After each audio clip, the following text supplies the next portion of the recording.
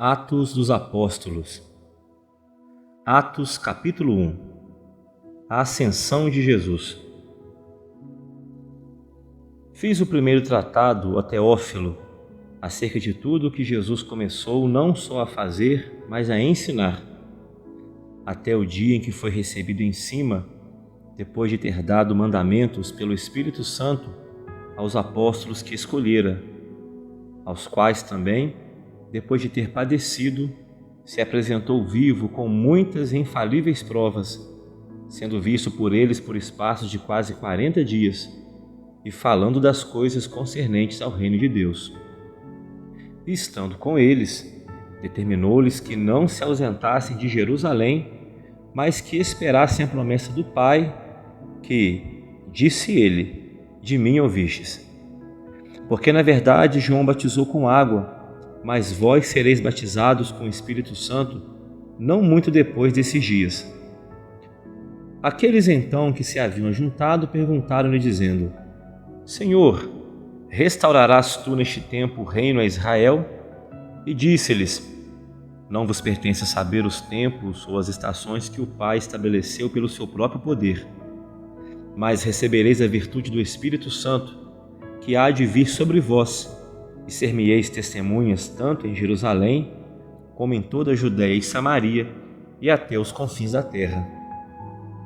E quando dizia isto, vendo-o eles, foi elevado às alturas, e uma nuvem o recebeu, ocultando-o aos seus olhos.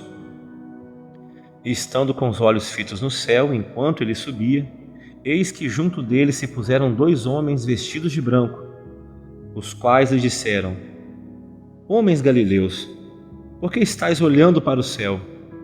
Esse Jesus que dentre vós foi recebido em cima no céu, há de vir, assim como para o céu o vistes ir. O substituto de Judas. Então voltaram para Jerusalém do monte chamado das Oliveiras, o qual está perto de Jerusalém, à distância do caminho de um sábado. E entrando, subiram ao cenáculo, onde habitavam Pedro e Tiago, João e André, Filipe e Tomé, Bartolomeu e Mateus, Tiago, filho de Alfeu, Simão, o zelador, e Judas, irmão de Tiago. Todos estes perseveraram unanimemente em oração e súplicas com as mulheres, e Maria, mãe de Jesus, e com seus irmãos.